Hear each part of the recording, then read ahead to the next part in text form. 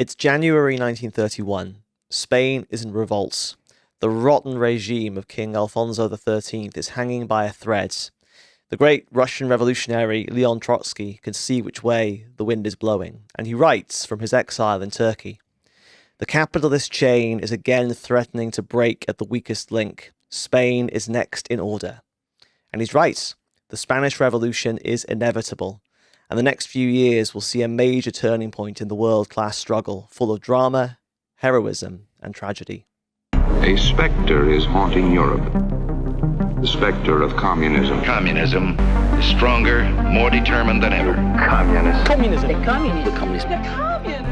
Dedicated to the establishment of a new order. Just what is... Welcome to the Spectre of Communism, and to talk about the Spanish Revolution, we have with us Jorge Martin, who is a member of the International Secretariat of the Revolutionary Communist International. Jorge, it's great to have you on the show once again.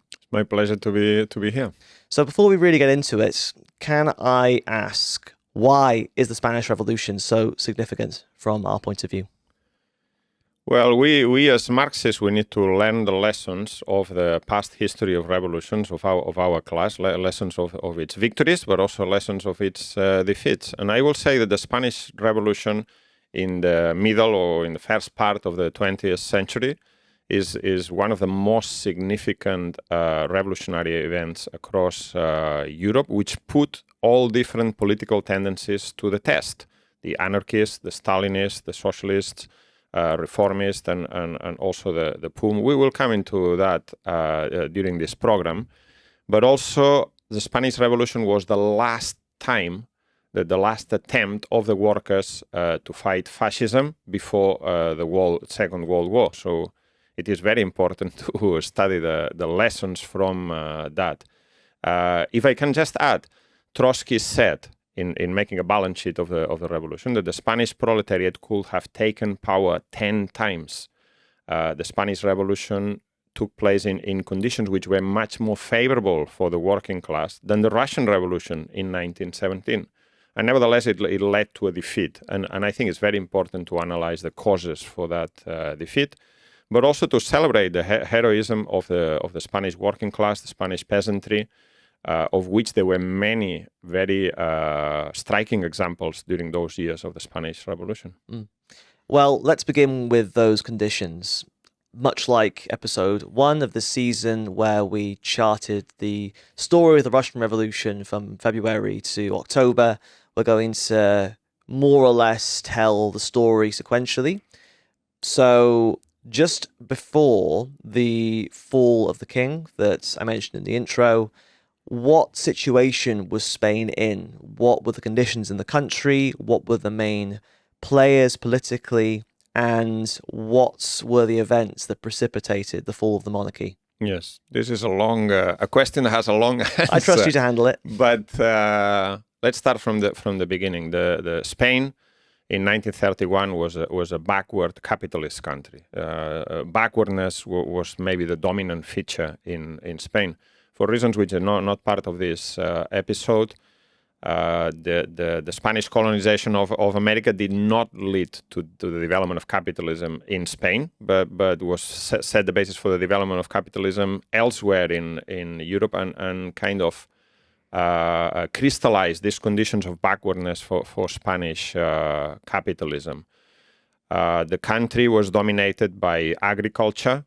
I think about 70%, 2/3 of the population lived in the countryside. There were some small pockets of industry in Catalonia, in the Basque country. There was some mining in Asturias, but the country was dominated by agrarian backwardness. 1/3 of all landlords controlled a big majority of the land, and these were massive extensions of land controlled by absentee landlords. And this form of land ownership was mostly dominant in the south, in Andalusia. In the rest of the country, there were small plots of subsistence farming, which were very poor. And so this was the conditions in the countryside. So agrarian reform, one of the tasks of let's say, the bourgeois revolution had carried out in its peak, had not been carried out in Spain. Then there was the question of the church. The role that the church played in society was also very dominant and reactionary. The church dominated the countryside. The priest was telling people what to do, what to think, dominated them politically. But also the church was one of the biggest landlords in the country. It was a bulwark of reaction. So the question of the separation of the church from the state, the expropriation of the landed properties of the church was also pending. Then there was the question of the civil and military bureaucracy, as Trotsky put it. This was a massively bloated bureaucracy of civil servants of all different degrees, earning large amounts of money. All these positions, high-ranking civil servants, these positions were given to people who were the second sons of rich families. And the situation was similar in the army. The army was massively bloated with a large number of officers who were not doing anything. They were extremely reactionary. On top of this, there was the national and colonial question. Spain had lost its colonies in Puerto Rico, Cuba, and the Philippines in 1898, but still had the colonies in Morocco. Morocco was divided between French protectorate and Spanish domination. And this had been a sore point in Spanish politics. In 1909, there was a massive uprising in Barcelona when the workers rose up. They didn't want the children to be sent to be slaughtered in the colonial war in Morocco. And this was something that was already not resolved. Spain was still a colonial power, although a much diminished one. And this also had a reactionary impact on Spanish politics, as we will see later. Franco, the general who carried out the coup, was stationed in Morocco, and that was one of the main sources for reactionary army officers and so on. And the colonial question was linked to the national question.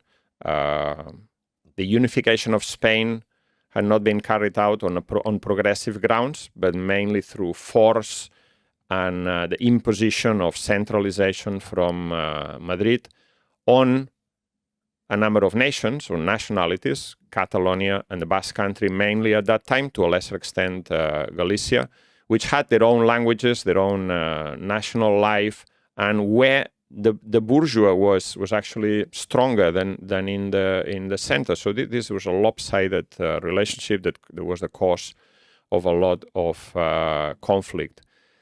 But the problem was, these were the main problems that the Spanish Revolution was facing, therefore. Problems which were national democratic problems.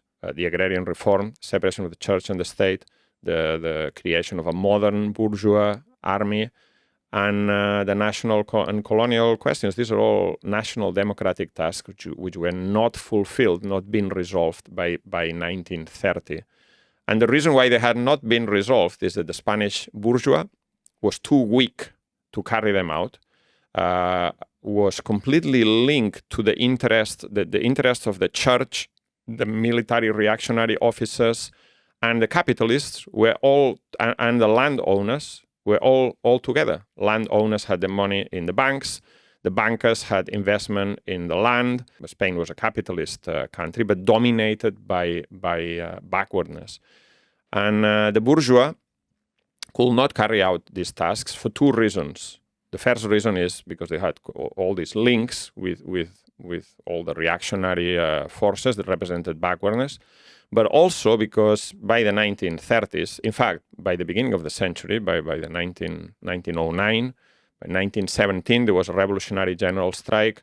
There was already a strong working class, much stronger in numbers and percentage of the population than had been in Russia in 1917. And this working class had revolutionary traditions. The three Bolshevik years, as they were known, 1917 to 1920, of agitation in the countryside, in the cities. They were organized in powerful working class organizations. And the bourgeois feared that if they were to mobilize the people against the old elements of the old regime, they will then be overtaken by working class mobilization that will then infringe on their own property rights, that there will be a threat to the rule of the bourgeois themselves. Can we talk a little bit about the organizations of the working class in Spain? Because there are a few, and they all play important roles in the revolution and civil war. Well, first of all, there's the trade union organizations, the industrial organizations of the working class. The first one that we can mention is the CNT, the National Confederation of Labor, Confederación Nacional del Trabajo. The CNT was an anarcho-syndicalist trade union, been formed in the early years of the 20th century, and had grown to be the biggest organization by the 1930s. At this point, it had, or very quickly grew to 1 million members, and the CNT organized the most radical and proletarian elements of the working class. It had a majority in Catalonia, which was one of the most industrial areas, and also organized a large number of the landless peasants in Andalusia and other parts of the country. The CNT in 1919 voted to affiliate to the Communist International. So the ideas of Bolshevism, the ideas of the Russian Revolution have had a massive impact on the Spanish proletariat, including amongst the anarcho-syndicalist workers' organizations. Now, the CNT was formally against politics, against political participation, but at the leadership of the CNT, there was what cannot be described but as a political organization, the FAI, the Iberian Anarchist Federation, which was a small group, a political group of anarchists, committed anarchists, that participated actively within the ranks of the CNT to make sure the CNT remained an anarchist organization. So it's a political trend or political party. Then there was the UGT, the General Union of Labor, which was a socialist inspired trade union, had been set up by the Socialist Party in the 1880s. And it also was an important organization of the Spanish working class. It was quite strong in Madrid, in Asturias, for instance, in the Basque Country, and also amongst the landless peasants or the small peasant laborers, land laborers in Castile, in Extremadura, and in other parts. And this organization was also quite big. I think that at the beginning of the Republic, in the early 1930s, it also reached 1 million members. And this organization was very closely linked to the Socialist Party. The revolution that will break out in April establishes the Second Spanish Republic. Mm-hmm. There was previously a republic, and then the monarchy was restored, and Primero de Rivera was the prime minister under Alfonso XIII, who was a military man and a brutal dictator. He came to power in 1923 at the back end of this very revolutionary period. The workers failed to take power, and so military dictatorship was installed. The CNT was forced underground. Many of the leaders were arrested. Some were killed. Some were forced into exile. But the UGT, the Socialist Trade Union, adopted a policy of collaboration with the Primo de Rivera, and its main leader, Largo Caballero, who then became a very radical left-wing, was considered by his followers as the Spanish Lenin. We will come to that in a moment. But he was part of these labor councils that Primo de Rivera established in order to mediate in conflict resolution. It was a basic state collaboration with the trade union leadership. And Largo Caballero was a part of that. So the UGT was in a better position, let's say, at the beginning of the Spanish Republic, at the beginning of the 1930s. Now, as I said, the UGT was linked to the Socialist Party. Socialist Party had been founded in 1880, I think, by a man called Pablo Iglesias, printer from Madrid. The Socialist Party in Spain, the anarchist trend within the workers' movement had always been stronger than the socialist or Marxist trend. And within the Marxist trend, let's put it this way, formally part of the Second International and so on, followers of Marx, but in the Spanish movement, there had been very little interest for developing theory. The movement was very much dominated by its reformist wing. The Socialist Party was a relatively big organization with deep roots in the working class, and it's these links with the UGT. But it was a thoroughly reformist organization, which thought that its aim was to help the Spanish bourgeois carry out the bourgeois democratic revolution. There was also the Communist Party. We need to mention the Communist Party. Communist Party had been established, let's say, in two stages in 1919, 1920. First, the socialist youth split away from the party and formed the original Communist Party of Spain, which was called the Workers' Communist Party. And then later on, there was a split within the Socialist Party, and another Communist Party was formed, and they fused. The problem is that the Communist Party came into being, and very quickly there was the Primo de Rivera dictatorship. So the party never developed very much in numbers. And then very quickly there was the Stalinist degeneration of the Communist International. And this played a really bad role in the development of the Spanish Communist Party, because what happened was that from 1927, 28, there was a whole number of leaderships of the Spanish party that were removed one after another on the diktats from Moscow. And so the party never actually learned anything from these Zinovjevite methods and methods of imposition from Moscow. And the party was not very big and suffered two major splits in the 1920s. First, the split of the Catalan-Balearic Federation, which went on to form the peasant worker bloc, the BOC, the BOC, Bloc Obrer i Camperol, which was an organization that, just to give it a general outline, was a right opposition to the Communist International, was following the ideas of Bukharin and Brandler in Germany. Anyway, so it was like a right-wing split. But they took the big majority of the members in Catalonia and the Balearic Islands and in Valencia as well. So that was a big blow to the Communist Party. And then there was another split, the split which went on to form the Communist Left.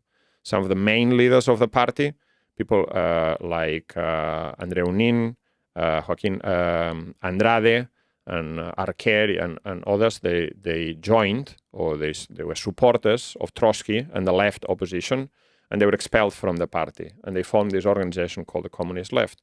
So this is more or less the panorama of the organizations in Spain.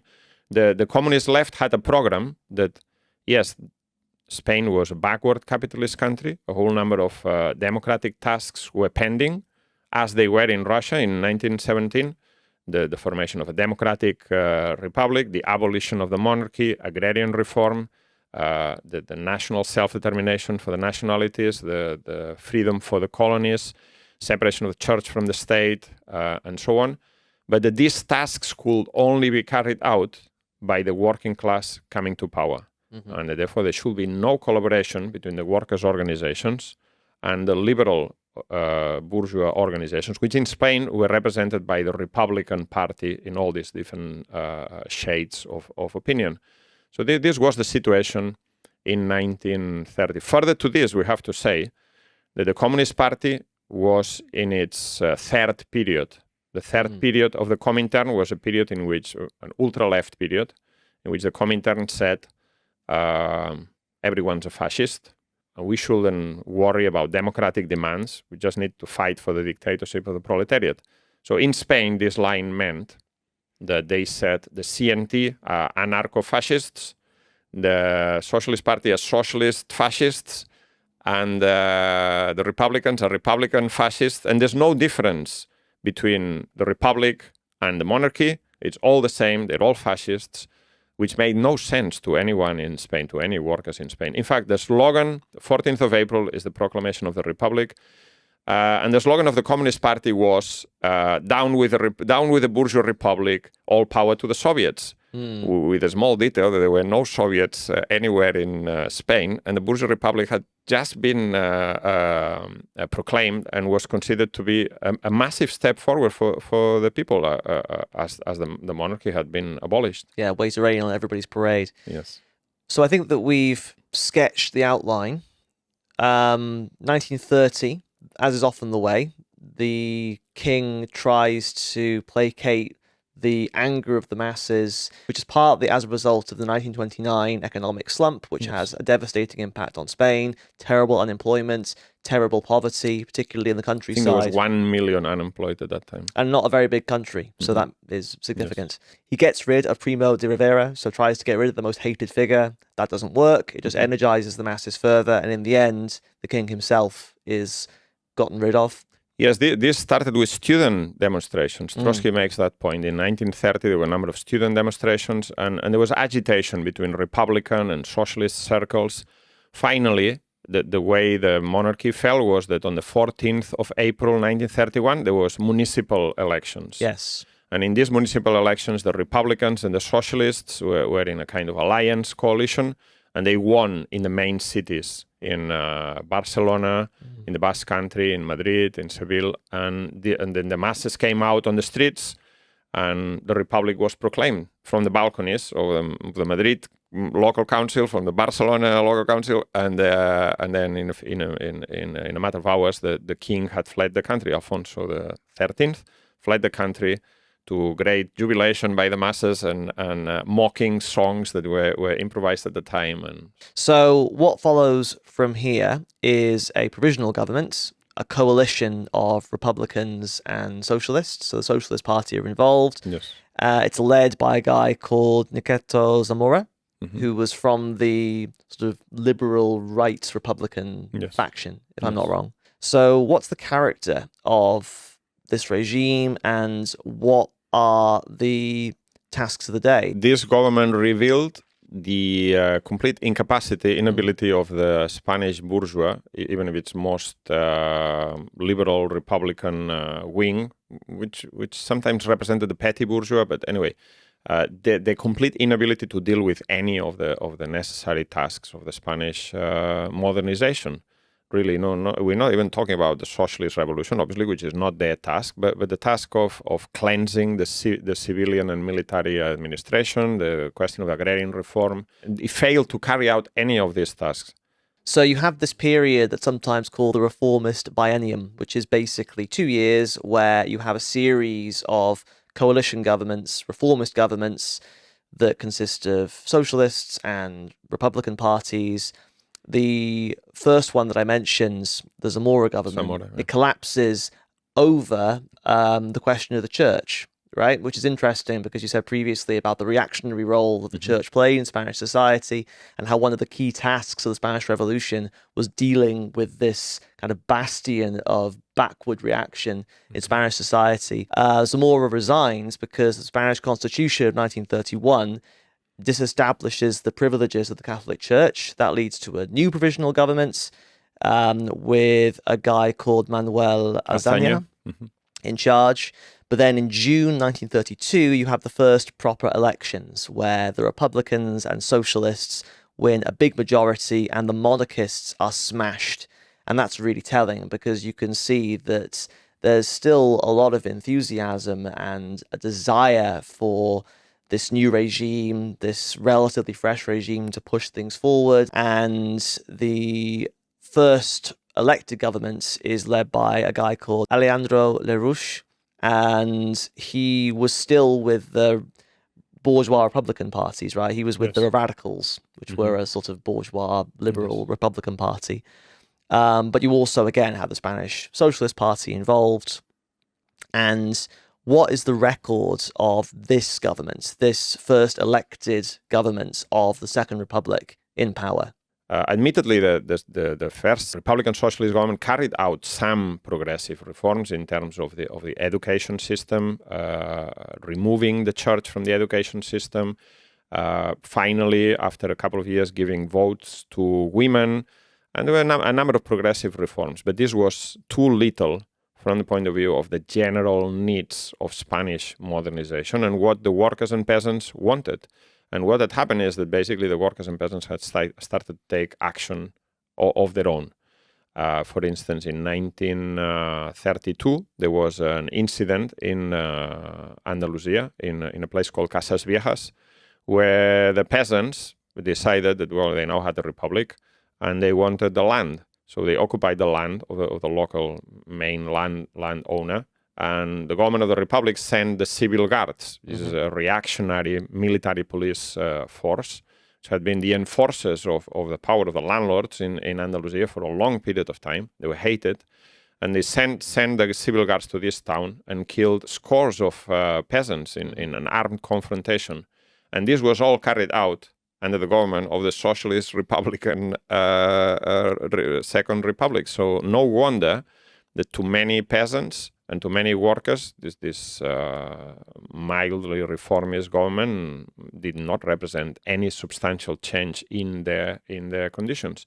And there was also, this government was not to the liking of the big capitalists, the big landlords and so on, and the reactionary elements within the army, which were also plotting against this government. So this government really did not satisfy anyone, and it was unable to do so. So in 1932, there was an attempted military coup led by a guy called Sanjurjo, which failed very quickly, but revealed the fact that there was still a lot of reactionary conspiracies within the state apparatus and particularly within the army.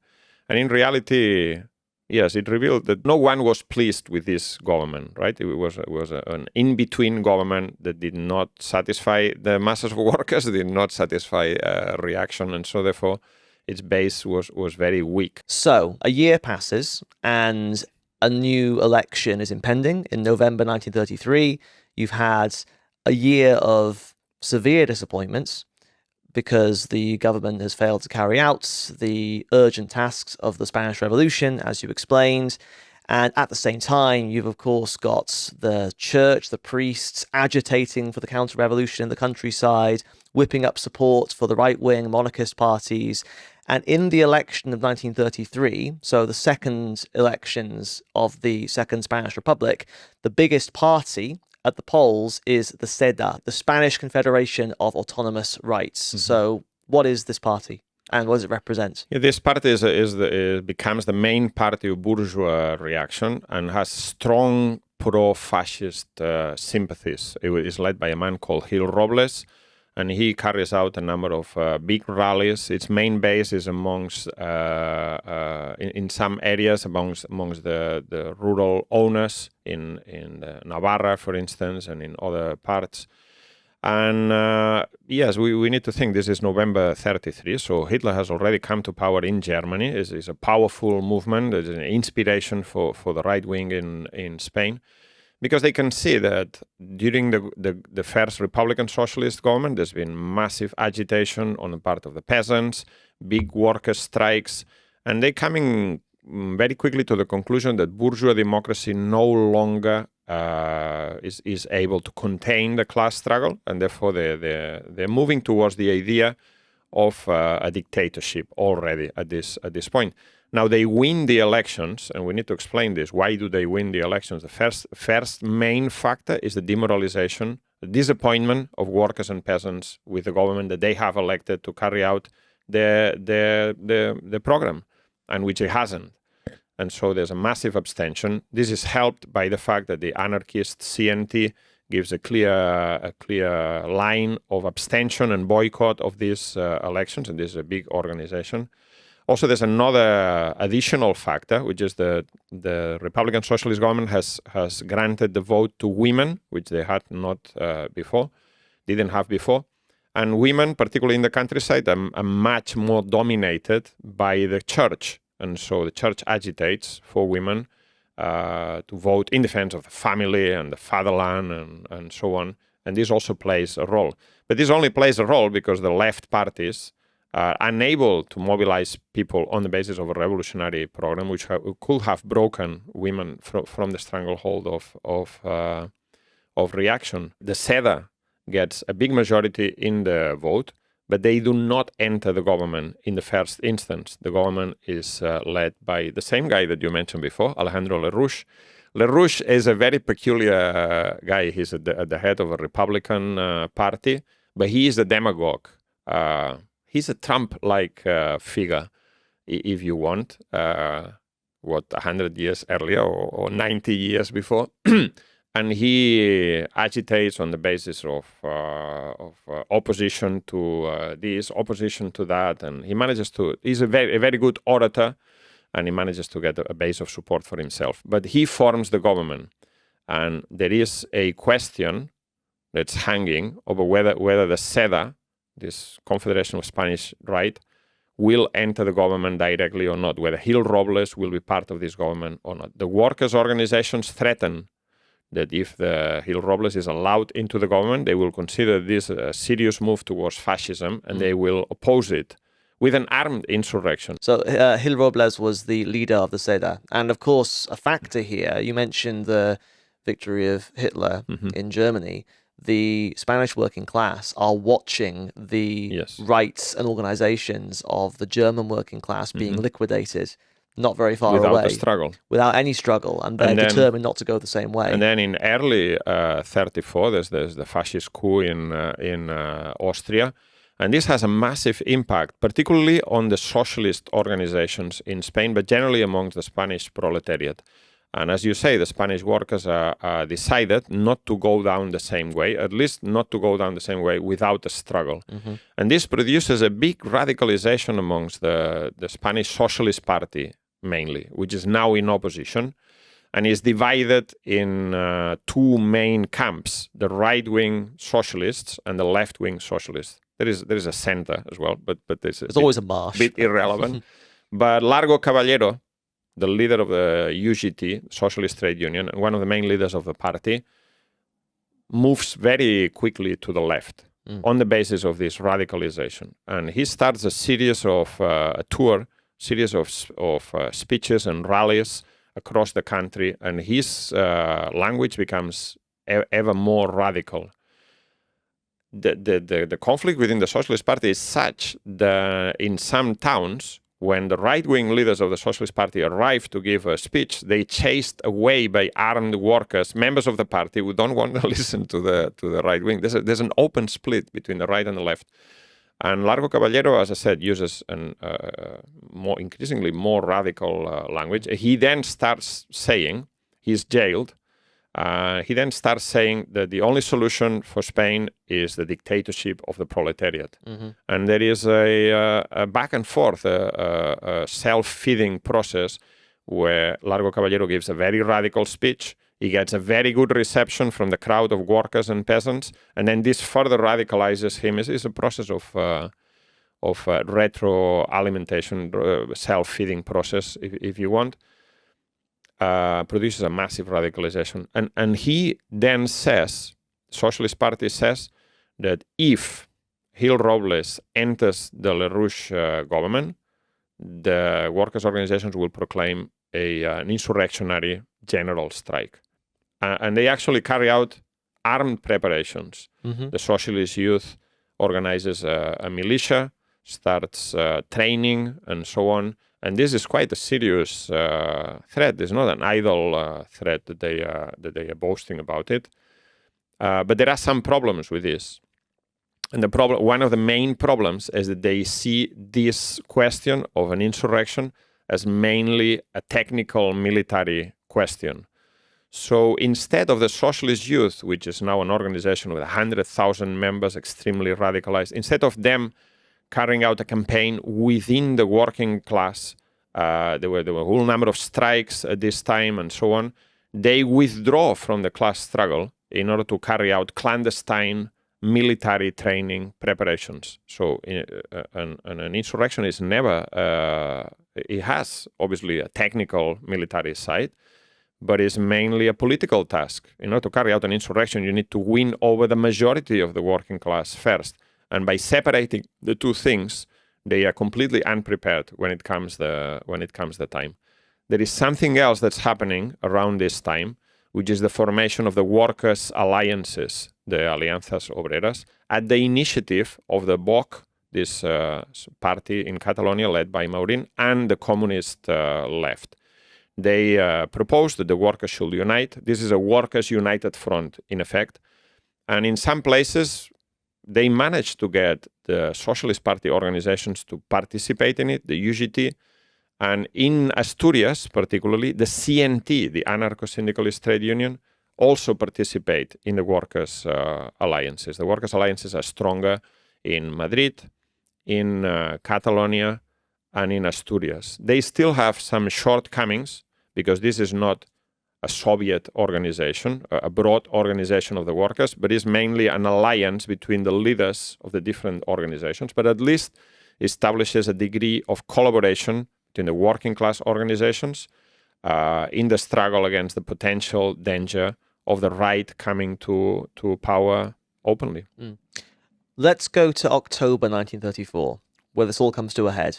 On the 6th of October, the CEDA enters the government, and the workers' organizations, as promised, declare an insurrectionary general strike. But for reasons I have explained, that this is not well prepared.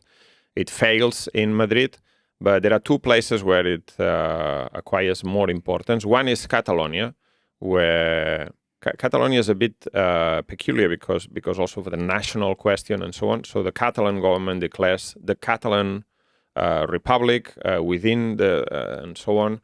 And there is an armed insurrection in Catalonia, which doesn't last for very long. But the only one place where the workers actually take power and carry out an insurrectionary general strike is Asturias. There are certain reasons for this.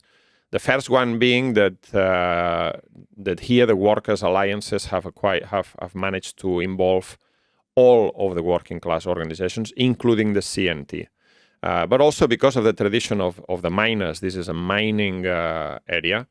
And obviously the miners, because of their conditions of work, the dangerous character of the labor that they do, they have very strong traditions of working class proletarian solidarity. And so under the slogan of UHP, Unión Hermanos Proletarios, which means the Proletarian United Brotherhood, something like this, they, which is not an actual organization, but it's a slogan, like a motto that they give themselves.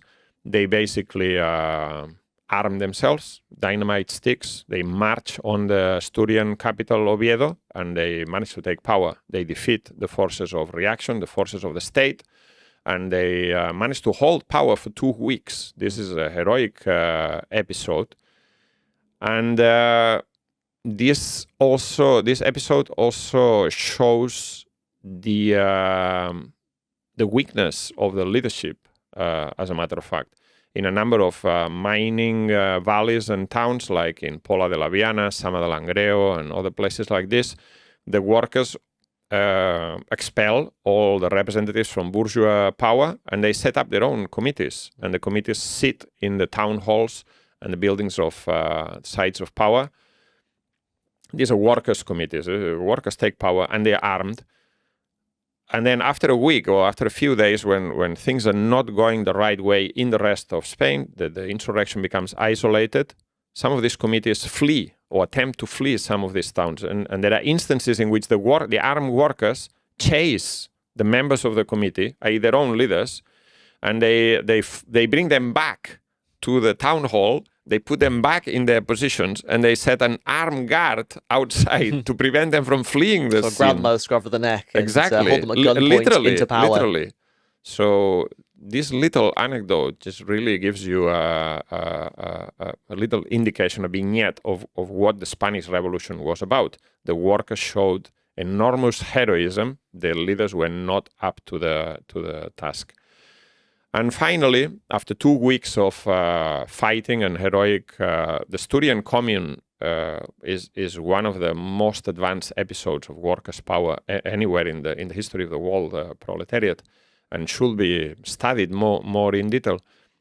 Finally, the Asturian commune is put down in blood, and I think that this is important. The government, which is also a Republican government, it's a right-wing Republican government, uses the troops from Morocco, from the colonial garrison, to put down this commune, this workers' uprising. And these troops are led by one Francisco Franco Bahamonde, who then becomes the general who carries out the fascist coup 2 years later. And there's another angle to this, which is that the CNT was dominant among the railway workers, and these troops are transported by train.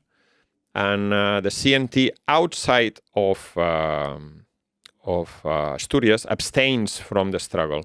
They say that, the Republic is a bourgeois government, and this struggle about whether Gil Robles and the far right, if you want to call it the hard right, enters the government or not, it's just a political struggle between different people. They are anarchists. They're not interested in this. This is a major failing, because it is anarchist rail drivers who transport the troops, led by Franco, who then used to crush the Asturian commune, which includes members of the CNT in its leadership. It's one of the most dramatic exposures of the philosophical and political failings of anarchism. In effect, you're facilitating the slaughter of workers. Exactly.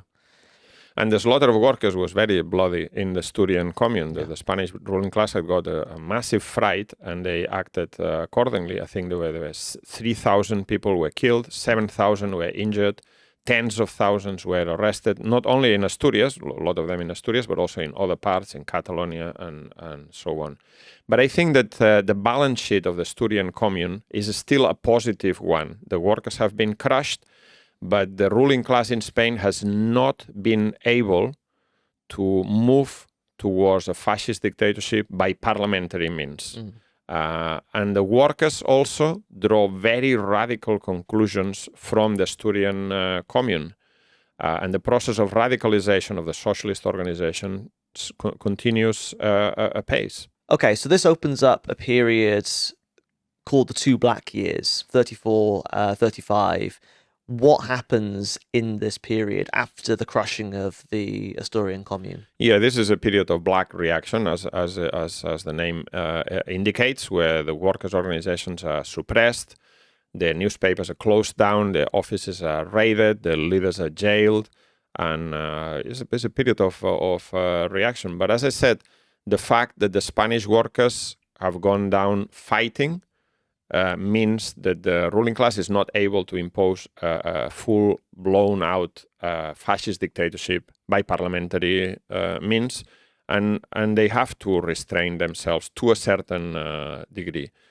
And what you have after October is a process of a sharp turn in consciousness amongst the advanced workers in Spain. They come to realize, basically, that their aims, the aims of social revolution, but even the democratic aims, cannot be carried out within the limits of bourgeois democracy. So you have a situation where the ruling class is coming to the same conclusion that bourgeois democracy no longer works to maintain the class domination, but the workers come to a similar conclusion. As I said, there was already a process of radicalization in the socialist organizations, but this is now massively accelerated. The socialist youth, led by a man called Santiago Carrillo, who then played a different role, but at this time he's the secretary of the socialist youth. They are in jail after the October uprising, and they publish a pamphlet. The national leadership of the socialist youth publishes a pamphlet which is called October, a New Stage.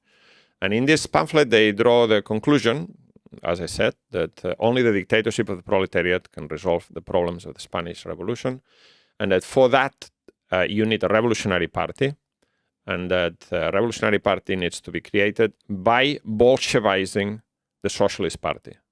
And they call on to wage a campaign to expel the right wing and Bolshevize and they increasingly use the language of the Soviet, the Russian Revolution.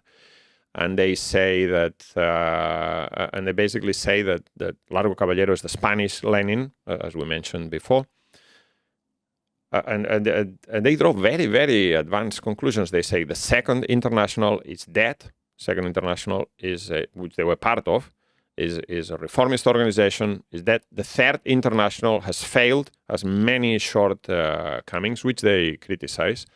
And they are open to the idea, in this pamphlet, they open to the idea of the Fourth International, which Trotsky had been proposing more or less around this time, that they're setting up, the need for a Fourth International. So this is extraordinary, because this is not a small organization. It's an organization which at that time had 100,000 members, although they were underground by this time. There's another person, the main theoretician of the socialist left, the Largo Caballero left, is a man called Luis Araquistain, and he publishes a pamphlet in which he says we need a Fourth International.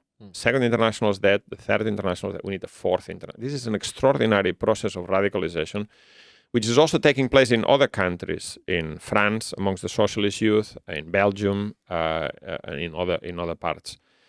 And at this point, the socialist youth leaders, they call on the leaders of the communist left, either the Spanish Trotskyist organization, to join them.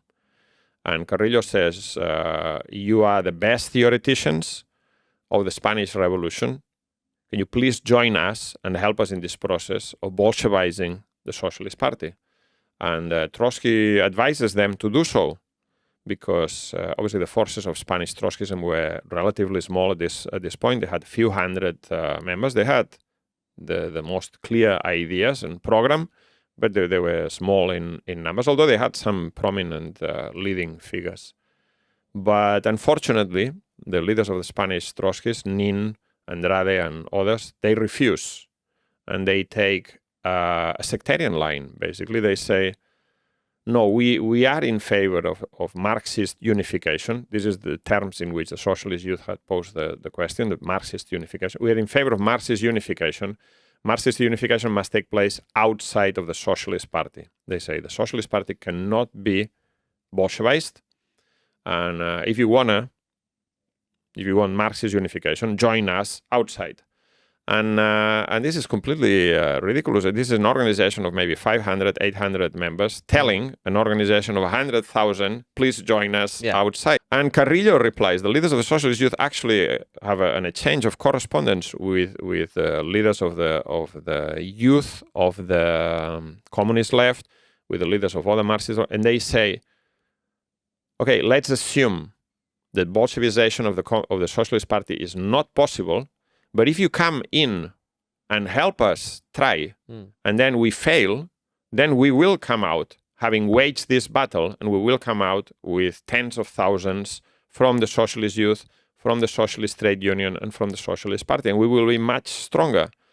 But still, Nin refuses to, Nin, the leader of the communist left, refuses to join the socialist youth and help them Bolshevize the organization, or attempt to do so. And this is one of the main crimes of Andreu Nin in the Spanish Revolution. At this point, the Spanish Trotskyists could have become an organization with roots amongst the mass movement, and this will have changed the whole outcome of the Spanish Revolution. But because of petty sectarianism, they refuse. At this point, Trotsky breaks with them, and Nin moves in the direction of unification with Maurin, the leader of the BOC, the Catalan bloc, who is a right oppositionist.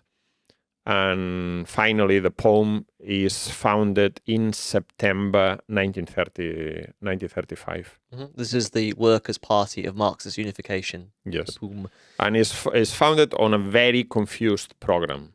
The program of the POUM starts by saying the character of the Spanish Revolution is a democratic socialist revolution. You cannot have a democratic and socialist revolution. A democratic revolution is a bourgeois revolution. A socialist revolution is a workers' revolution. So just from the very beginning, there's so much confusion, and there's concessions to Maurin, who is extremely confused on quite a lot of questions.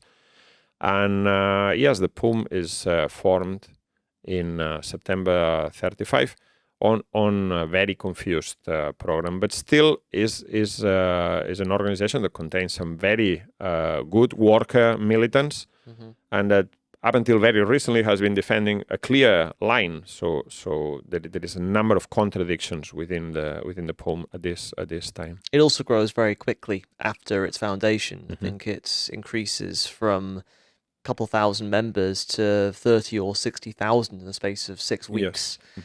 We'll come back to the POUM later on, but just running into 1935, the Communist Party, on the advice of Moscow, has undergone a change in its line without explaining anything to its members about why it's undergone this change. Could you quickly explain that?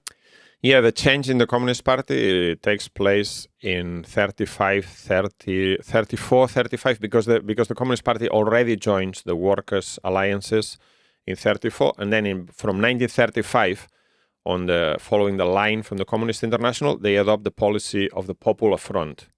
And so, having previously said that everyone else was a fascist, and the struggle was the workers versus fascists and so on, now they say that the struggle is between democracy and fascism. That means bourgeois democracy and fascism, and that the workers must ally themselves with the progressive or liberal democratic bourgeois in order to fight fascism on the basis of democracy. Not fight fascism with workers' unity, but fight fascism with the workers uniting with liberals.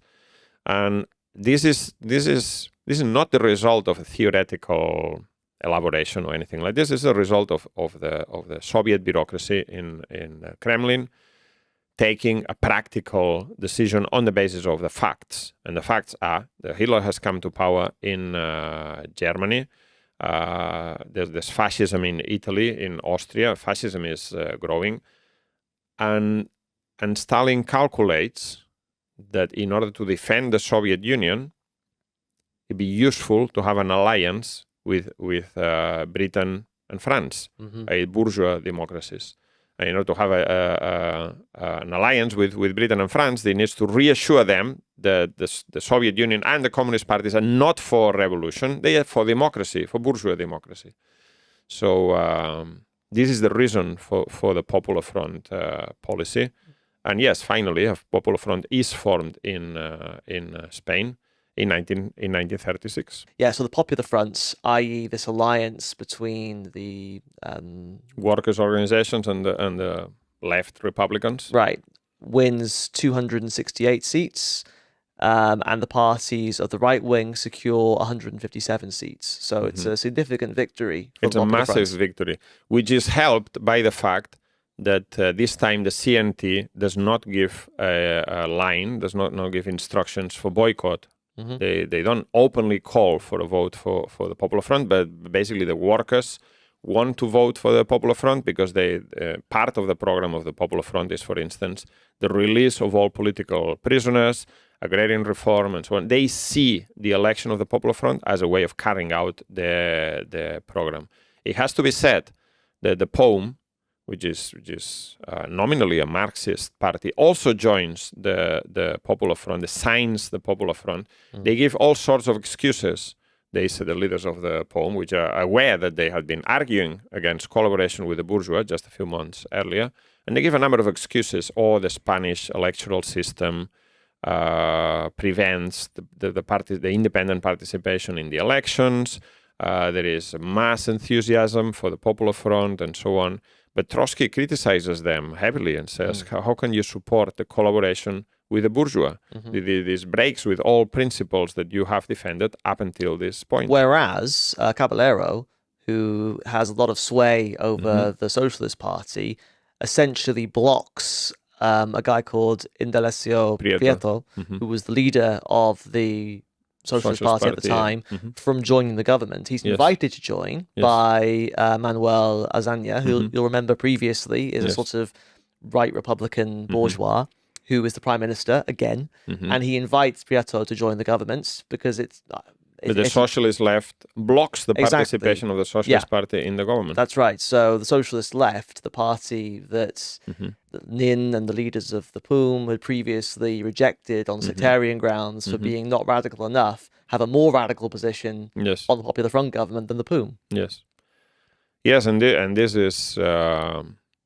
and this is one more of the very big mistakes that Nin and the POUM commits during the Spanish Revolution, which creates all sorts of confusion, because the POUM was the most radical, the most left-wing party in the Spanish Revolution, but still vacillated on all the key at all the key points during the fight. And the Popular Front government's program, paid holidays, the 44-hour week, wage increases.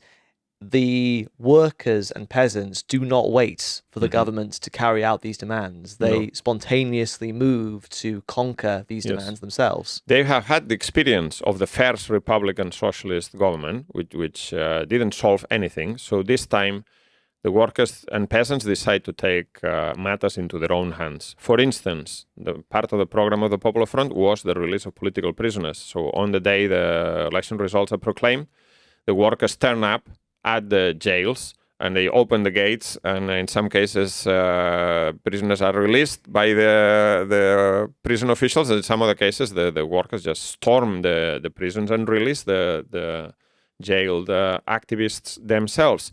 The peasants in the countryside start taking over the land on their own initiative. The workers in the factories proclaim the 44-hour working week. They demand wage increases and so on.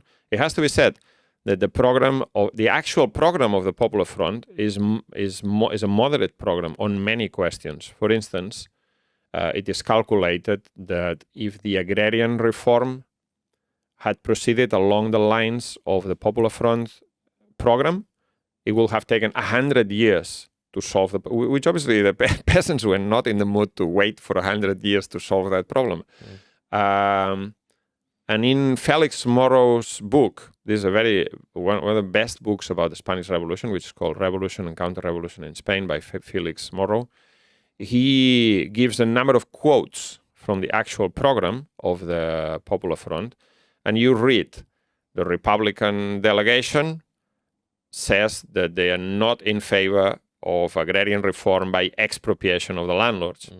The Republican delegation says that they are not in favor of nationalizing the banks, and so on. So here you can see the real character of the Popular Front. The Republicans in the Popular Front represent no real forces in society, because the majority of the bourgeois are already on the camp of fascism.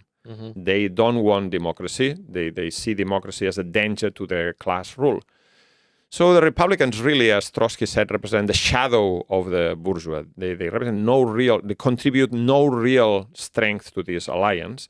And the workers' organizations, the Socialist Party, the Communist Party, the POUM, and others, which really represent the overwhelming majority of society, they contribute the most forces to this coalition, have to moderate and water down and renounce their program, their own interests, in the benefit of having an alliance with these people who represent nobody. So this is the real character of the Popular Front government.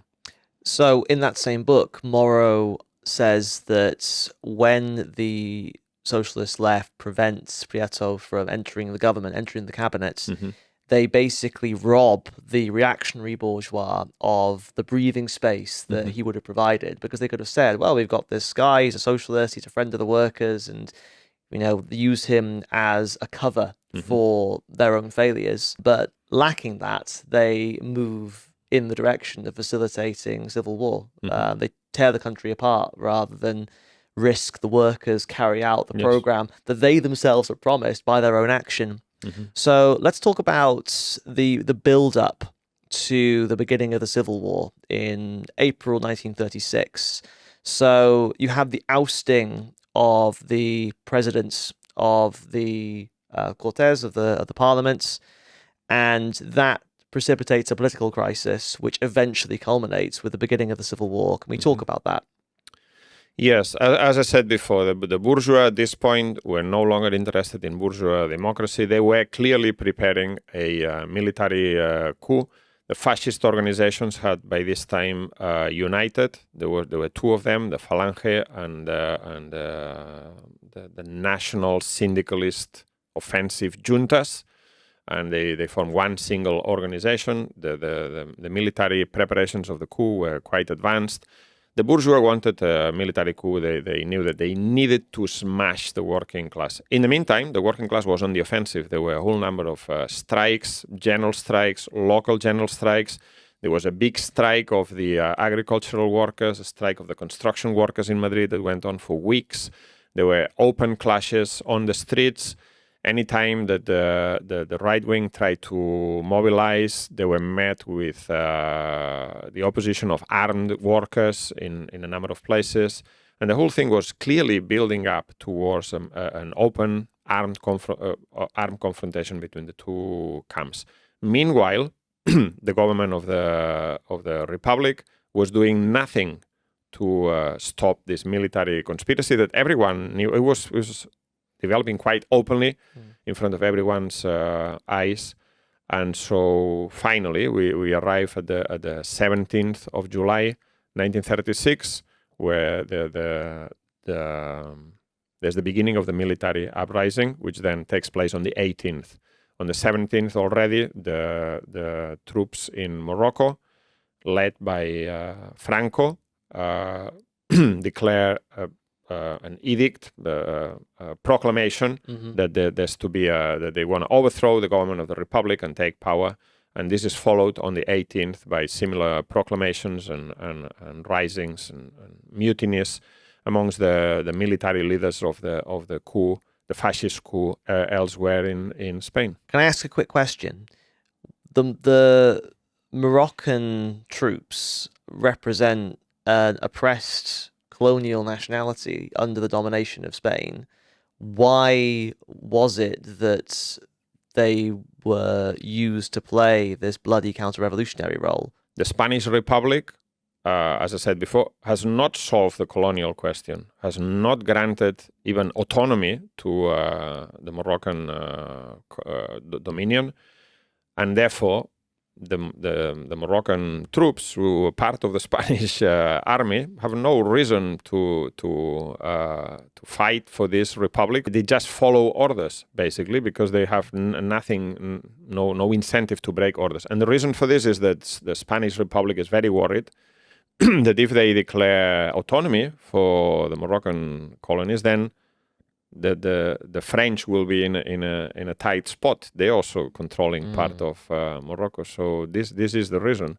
And rather than arm the workers, or even warn them of the danger, what does the Popular Front government do? In fact, the Popular Front says nothing's happening. Yep. This is already, the coup's already started on the eve of on the evening of the 17th of July, 1936. But on the 18th, the Republican government says everything's calm. The military is following the constitutional orders of the Republican government. The workers start to gather outside the government buildings, demanding weapons to defend themselves, and the government sends them back, says to remain calm. And this allows the military conspiracy to advance in a whole number of places where it could have been stopped much earlier.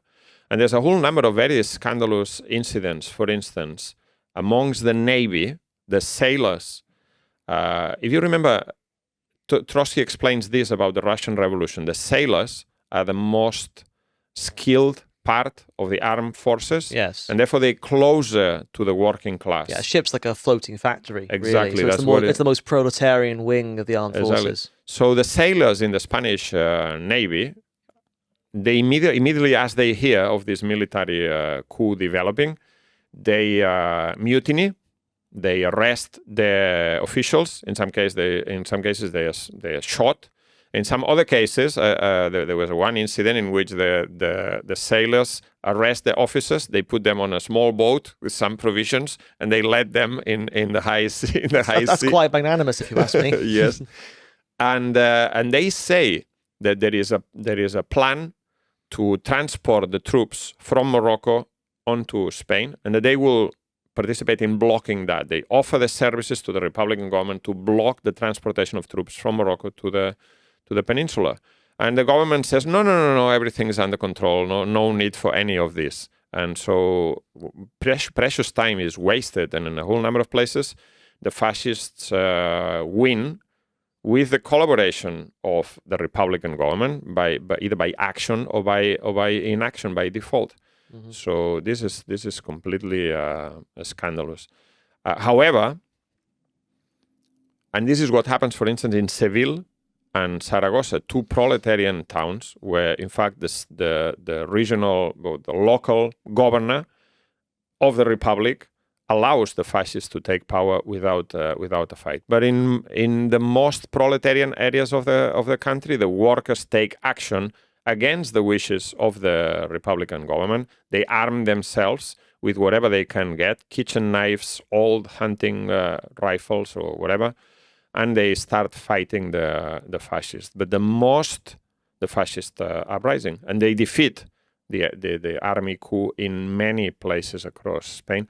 But I will say that the most heroic and exemplary instance of this is in Barcelona on the 19th of July, 1936, where the workers who had previously prepared for such an eventuality, the CNT had organized neighborhood defense councils and committees. They knew where weapons were being kept. They had an organization. They had networks and intelligence. In Barcelona, for instance, they take over the Sant Andreu barracks, where they get hold of 30,000 rifles from the army. And in other parts, in Sants, in Hostafrancs, in many places across the city, the workers armed themselves with the help of some assault guards, which is just part of the Republican Guard. Then they surround the military barracks, for instance, in Drassanes in Barcelona, near the harbor, and they basically fight the army, and they defeat the army with the collaboration of rank-and-file soldiers who arrest their own office, turn against their own officers, and so on. A number of people, a number of heroes of the working class are killed in those incidents, people like Francisco Ascaso, the CNT leader, leaders of the youth of the POUM, and so on. But the working class defeats fascism, the fascist coup, and destroys the bourgeois army. At the end of the day, 19th of July, there's no bourgeois army, there's no police force, it's only the armed workers control everything in Barcelona and across Catalonia. Committees are set up, neighborhood defense committees, patrullas de control patrols, basically, which is like a working class police. All sorts of committees, workers' control committees, peasant committees. The committees really, workers and peasant committees, have power across most of Catalonia, and similar, maybe lesser situation in other parts of the country. Well, I have another quote to illustrate that from a really excellent book called Homage to Catalonia by George Orwell, who participated in the international brigades. Something we haven't mentioned yet is that the workers of Europe across Europe recognized that Spain was a final red line in the sand against the rise of fascist barbarism on the continent. And you had volunteers from various countries, from Britain, for example, to support the war effort on the side of the Republic. And George Orwell, the novelist, was one of those, and he writes this really inspiring and vivid depiction of what it felt like to be in Barcelona at that time. It's a fairly lengthy quote, but bear with me because it's really good. He writes, practically every building of any size had been seized by the workers and was draped with red flags or with the red and black of the anarchists. Every wall was scrawled with the hammer and sickle and with the initials of the revolutionary parties. Almost every church had been gutted and its images burned. Churches here and there were being systematically demolished by gangs of workmen. Every shop and cafe had an inscription saying it had been collectivized. Even the bootblacks had been collectivized and their boxes painted red and black. Servile and even ceremonial forms of speech had temporarily disappeared. There were no private motor cars. They had all been commandeered, and all the trams and taxis and much of other transport were painted red and black. In outward appearance, it was a town in which the wealthy classes had practically ceased to exist. Practically everyone wore rough working-class clothes or blue overalls or some variant of the militia uniform. I did not realize that great numbers of well-to-do bourgeois were simply lying low and disguising themselves as proletarians for the time being. Above all, there was a belief in the revolution and the future, a feeling of having suddenly emerged into an era of equality and freedom. Human beings were trying to behave as human beings and not as cogs in the capitalist machine. So this was the overwhelming mood and situation and the real balance of power, as you say. Not only this, but actually many of the bourgeois had fled the scene onto the fascist camp. Now Spain became divided into two geographic camps, the areas that were controlled by the fascists and the areas that were still in the hands of the Republic, in many cases where power was in the hands of the workers, particularly in Catalonia. And this was the beginning of the civil war. What he describes is a situation of dual power. Yes, where exactly. the workers, through their organizations, control everything. They control the transport, they control the guns, They run society.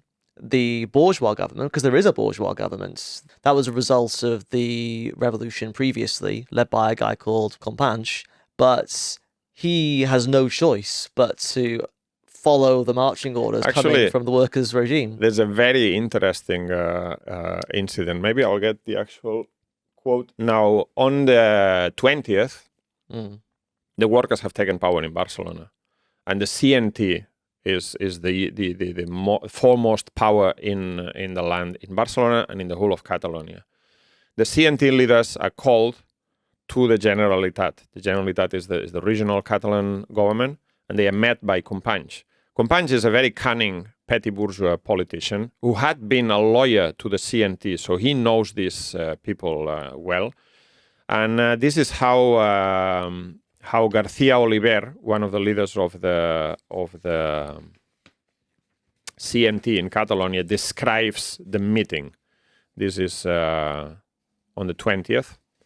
And it says, the leader of the police met us at the Generalitat entrance. We were armed to the teeth, rifles, machine guns and pistols, and ragged and dirty from all the dust and smoke. These are people who have not slept for 48 hours, been fighting the fascists and so on. And then they presented themselves. We are the CNT and FAI representatives that Companys called, we told him. The people with us are our guard. He greeted us warmly and led us into the Orange Tree courtyard. It's a very nice place in the Generalitat Palace in the center of Barcelona.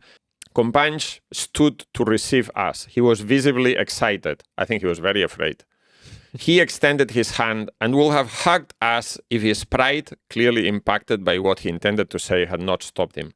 The introductions were brief. We sat down with our rifles between our knees. Companys stated the following. So this is now the leaders of the workers.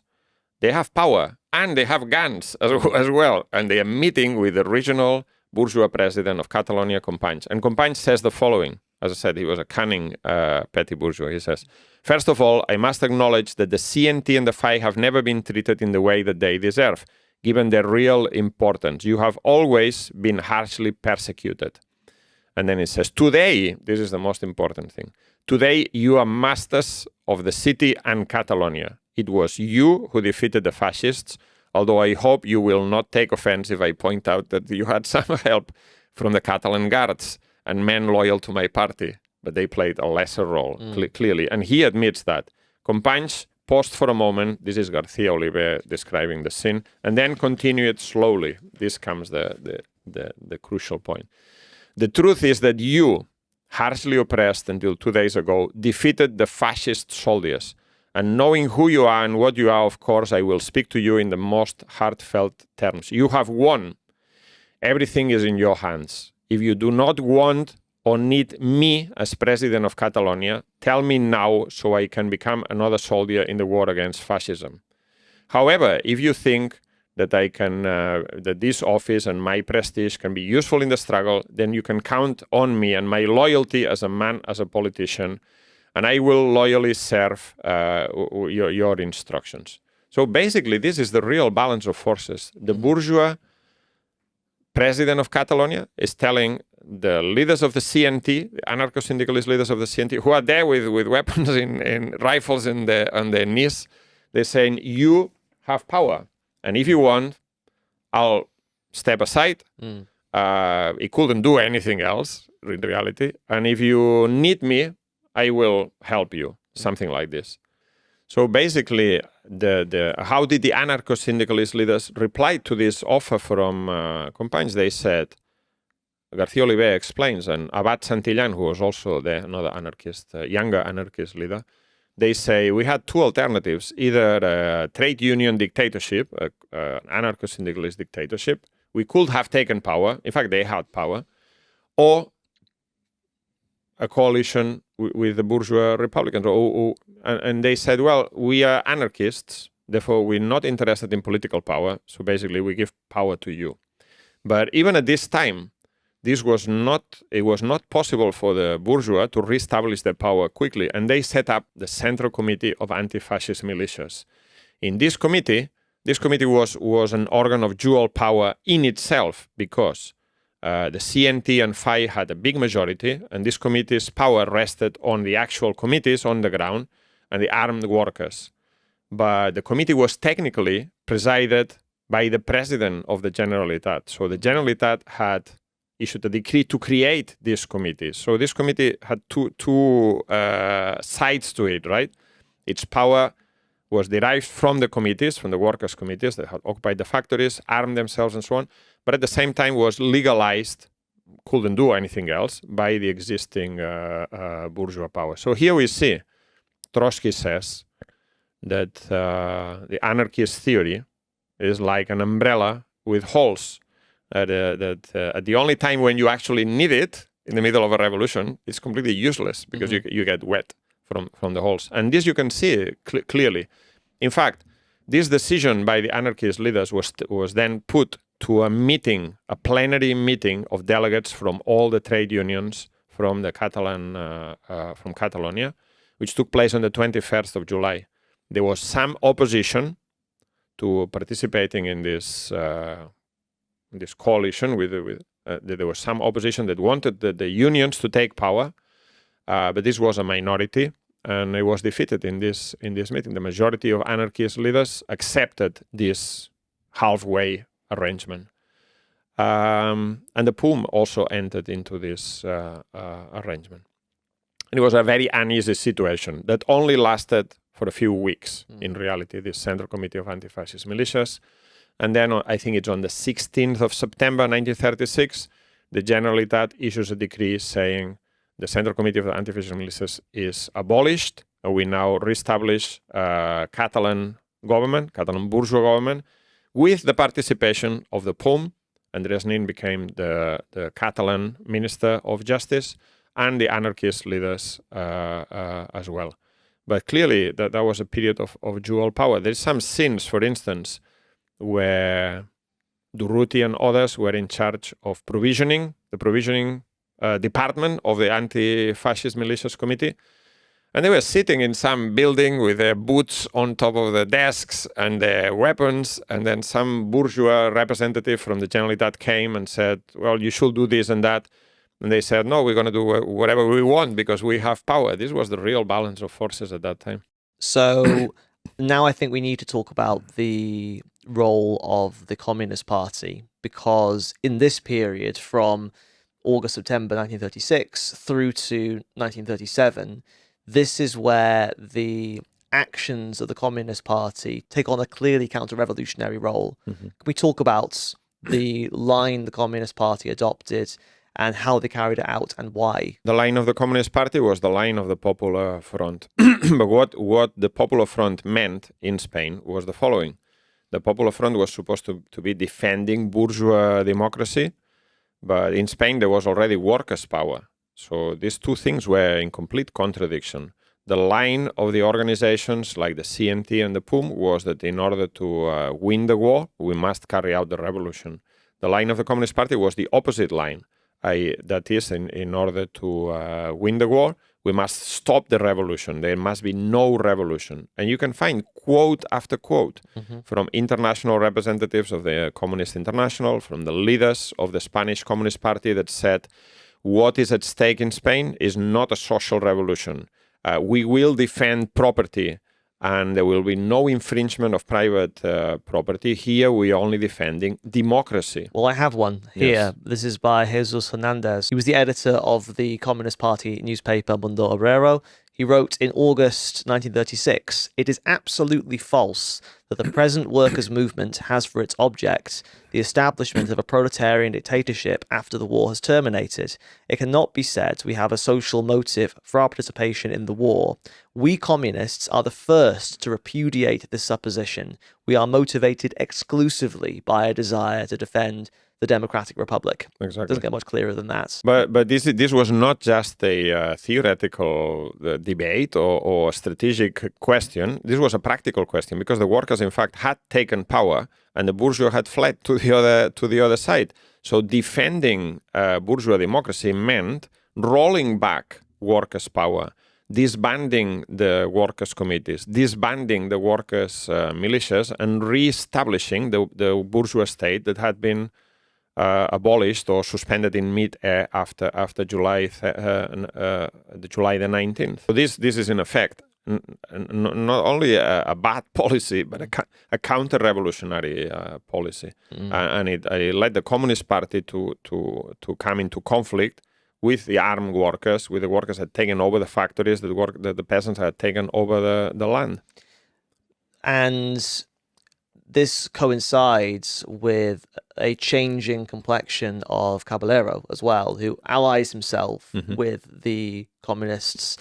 In September 1936, he forms a government. The old government collapses. He forms a new one, and he changes his tune. He adopts a more reactionary stance on the building of workers' power. The idea is that by this time, a policy of non-intervention had been declared by France and Britain. So therefore, Largo Caballero's thinking was the only country that will support the Republic is the Soviet Union. But obviously this help came with strings attached. And these strings attached were the political strings. Not only the political strings, but also the domination of that government by commissars sent by the Communist Stalinist International, the prominent role of the Communist Party in all aspects of life, in the Popular Front, in the Popular Army, in the government, and so on. And this was the price to be paid for military help from the Soviet Union, which was paid for with Spanish gold reserves. And this was the impact on Caballero's policy. So we just said that in July 1936, a situation of dual power is established, but dual power cannot last forever. It's either the workers have power fully or the bourgeois restores its power. So between July 36 and May 37, there is a progressive process in which all the elements of workers' power that have been created are rolled back. In September 36, the Central Committee of Anti-Fascist Militias in Catalonia is disbanded. On the 20th of October 36, there is a decree for the militarization of the militias. So let's just explain that immediately after the defeat of the fascists in Barcelona, tens of thousands of workers armed, and they march on Aragon, nearby region, in order to carry out the revolution and to fight the fascists. And these are organized, these militias are organized on party lines. There is several militias from the CNT, there's militia from the POUM. Every party, every working class party has its own militias under its own control, and so on. The argument from the Popular Front government is that this is chaos, this is disorganization, these militias do not obey orders or anything like this. But that's just an excuse. It's an excuse for what? An excuse for bringing all armed forces under the control of the bourgeois government, which is the aim of this decree on the 20th of October 1936. The decree is not immediately implemented because it's one thing to say, okay, these armed men are now under the control of the bourgeois government, the Republican government. Is another thing for the armed men to accept that. So it takes a while. It takes a few months for this to be fully implemented. Then there is the dissolution of the patrullas de control. It's kind of the workers' police force is disbanded. And in effect, the workers, the weapons that the workers have acquired through their own struggle and with the life of many of their comrades are taken away from them and now under the control of the Republican government, whose aim is to defend bourgeois democracy and private property. And even in some cases, the Communist Party, for instance, in Valencia, where it's a bit stronger, they give land back to the former owners if they have not fled to the other side. And the Communist Party grows in size by recruiting a whole number of people who are for law and order, who are against the revolutionary excesses, in inverted commas. They want a restoration of bourgeois normality. And it becomes the main party of counter-revolution in the Republican camp in reality. It's quite remarkable, isn't it? Because the entire, if you like, pragmatic justification for this policy, basically sacrificing the Spanish Revolution, the Socialist Revolution in Spain, in order to acquire imperialist allies to defend the revolution in Russia or the regime in Russia, following the idea that socialism in one country means you can't have socialism anywhere else because that would terrify the allies that Moscow wanted to cultivate. But all of the imperialist powers have declared, as you say, a non-intervention policy. They're not going to lift a finger to prevent the victory of Franco in Spain. So the Communist Party puts itself at the forefront of defending bourgeois democracy, but the other bourgeois democracies, or nominal bourgeois democracies, are leaving the Spanish Republic to its fate. Yes. And actually, in the colonies, as you say, they've already basically formed a gentleman's agreement with Franco. In fact, let's deal with this specifically because Abdel Krim was the leader of the Moroccan nationalist revolt, which had threatened Spanish domination of Morocco for a whole period of time. He declared the Rif Republic in the early part of the 20th century, was then defeated and smashed. He is in exile in France, and he sends emissaries to the Catalan Central Committee of Anti-Fascist Militias, and he says, if you or the Spanish Republic declare autonomy, not independence, declare autonomy for Spanish Morocco, I will organize an uprising in the rear of Franco's troops in favor of the Republic. But the Central Committee of Anti-Fascist Militias and the Spanish Republican government led by Caballero say, no, we cannot do that because that will upset France, who's an ally of Spain, which it wasn't. It was an ally of the Spanish Republic, and therefore we cannot do that. So, in fact, how do you say? They are cutting their own cutting off their noses to spite their face. Exactly, something like that. And this so-called... And handing Franco it's his main base of military strength. Which is a complete disaster. So that's one example of this. And in fact, this policy of non-intervention, so-called non-intervention, is a policy by France and Britain, which has a dual purpose. First of all, they don't want to upset the fascists. They want a premature conflict, a war in Europe. On the other hand, they are completely terrified that if they help the Republic, the workers will be victorious in Spain, and that will lead to a social revolution, which will then spread to the rest of Europe, including France. No matter how much the Stalinists try to placate them, exactly. No matter how much the leaders of the Communist Party try to reassure them, no, that's not the plan. So there's the very fact that the workers are so strong and have played this revolutionary role in the course of the Civil War. So there's no intervention on the part of Germany, France, and Britain, but there is certainly intervention on the part of Italy and Germany, who support the fascist side in Spain. There is another element I wanted to mention. On October the 20th, there's the decree of the militarization of the militias. So it's the abolition of the workers' militias and the reinstauration of the bourgeois Republican army. And then on the 4th of November, the anarchists, the CNT, four CNT leaders joined the Republican government in Madrid. So let's recap here. In July 1936, the anarchist leaders refused to take power when the workers have power in the name of they're against governments and against politics. And a few months later, they enter a government which is a government that's attacking workers' power, that's destroying workers' power.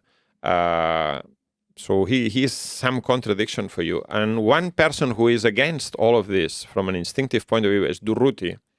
Buenaventura Durruti is one of the main anarchist leaders, one of the main leaders of the CNT. And he was never a theoretician. He was a man of action. In fact, he was involved in robbing banks to fund the movement and stuff like that, and armed fights against the right wing and so on. Anyway, so he doesn't remain in Barcelona. He doesn't want to get involved in all these dealings and maneuverings of the Central Committee of Anti-Fascist Militias. He leads the anarchist militias that go into Aragon. And in Aragon, there's a very interesting development because this is an army of social revolution. Any town they enter, They have a meeting of all the peasants, and they vote whether they want to collectivize the land or just expropriate it and run it individually. And this is very well portrayed in the film by Ken Loach, Land and Freedom, where one of these scenes is reproduced. And obviously that's not historically accurate. That particular incident never happened, but that incident did happen in town after town in Aragon. And this solidifies Aragon is one of the last places that the Republic holds at the end of the war. Not only this, but here the anarchists create a workers' government going against anarchist theory, but they create a government that is called the Regional Defense Committee of Aragon, that involves dozens of towns and villages with elected representatives with power. They have armed power. They issue their own money. They issue passes and they control the borders. And so it is a proper government that deals with the economy, with defense, and with everything. And this is a very interesting experiment in workers' power and a workers' government created by anarchists. We're not supposed to create a workers' government. Anyway, so Durruti is very well liked by the anarchist masses, is a leader that's been proven in action. He makes a speech. I have a quote from it here. Yes, on the 4th of November, there was a lot of expectation. Durruti was going to make a speech. He'd come down to Barcelona from the front. And in Barcelona, everyone was glued to the radio. They put loudspeakers in the Ramblas, the main avenue in the city center. They put loudspeakers on the lampposts and trees, so that people could listen to this speech. The workers gathered around. They were listening to what Durruti had to say. This is on the same day that the anarchist ministers had joined the government, and people wanted to know what Durruti thought about this. And he was clearly against, although he didn't say it openly. He said, the war that we currently waging is to smash the enemy at the front. But this is not the only enemy. No, he says. The enemy is also that which opposes revolutionary conquests and which you can find amongst ourselves in the rear, and that we will also smash. So basically he's saying that the enemy is not just at the front. The enemy is also at the rear. And he's talking about people who stay in the rear and they benefit from the workers' revolution, but they don't contribute to it. People who, as he says, they're trying to smash the revolutionary conquests in the rear. He's quite clearly talking, including about the anarchist leaders. And unfortunately, a few days later, and he refuses the Aragon Defense Committee and the Committee of the Anarchist Militias in Aragon, they refuse to obey the order to disband themselves and join the Republican Army. And so is the case for a few months afterwards. On the 20th of November, however, Durruti is killed when he is in the Madrid front. There is some story that he was trying to go to Madrid to get hold of the gold so that they could fund the weapons for the Aragon front. Because the flip side of the Communist Party domination over the aid to the Spanish Republic was that the front of Aragon, which was a very important front, because it was dominated by the CNT and the POUM, was starved of weapons, ammunitions, and supplies. And so, in any case, Durruti is killed on the 20th of November. Not very clear who by or in what circumstances to this day is not known. But that's a great loss of a major proletarian leader, which represented the left wing of the CNT that was against all these concessions, against participation in the bourgeois government, and in defense of the line that said that revolution was necessary to win the war. What is clear in the history, though, is the fate of Nin. And in order to explain what happened to him, we have to talk about the repressive turn that was carried out by the Popular Front, and particularly the Communist Party, against the POUM. So in December 1936, Pravda declares, as for Catalonia, the purging of the Trotskyists and the anarcho-syndicalists has begun. It will be conducted with the same energy it was conducted in the USSR. And in January, the POUM's paper is suspended, and eventually the party is kicked out of the Catalan government. And what follows is a period of brutal repression against the POUM. How do we explain this? What was the purpose of this persecution of the POUM? Mm-hmm. Yeah, this actually goes in tandem, as perhaps the quote mentions, with Stalinist purges in Moscow, with the Moscow trials. And there are two reasons for this. The Moscow trials are obviously provoked or sparked by the Spanish Revolution. The bureaucracy in Moscow is afraid that the example of the Spanish workers, which are taking revolutionary action, will rekindle the revolutionary spirit in Russia, and therefore they have to eliminate anyone who might become a focal point for that opposition. And this means eliminating the Trotskyists, but also eliminating people who already had capitulated to Stalin, people like Kamenev, Bukharin, Zinoviev, and others who were no threat to Stalin, but had links to the early period of workers' democracy and the Russian Revolution. They had to be eliminated. Similarly, in Spain, the Communist Party needed to eliminate all those who were still, in one way or another, in a more or less consistent manner, defending the idea that the fight against Franco was linked to the question of social revolution in Spain. And it's true that the POUM was inconsistent in its defense of that line, because you can see, if you read La Batalla, the battle, or the battle, which is the main paper of the POUM in this period, and the Central Committee resolutions of the POUM and so on, you will see that they talk about, for instance, there's a point at which they say, down with the bourgeois ministers in September 36. But the point is that instead, that while they talk left, and they say some correct things about the character of the Popular Front, they are part of the Popular Front at the same time. Nin is a minister in the Catalan government. So many workers are confused by this. They say, okay, you criticize the Popular Front, but you are part of it. They are inconsistent. And also, the POUM always has a deferential attitude towards the leaders of the CNT. They say, if the leaders of the CNT were prepared to take power, we will help them. This is what should happen.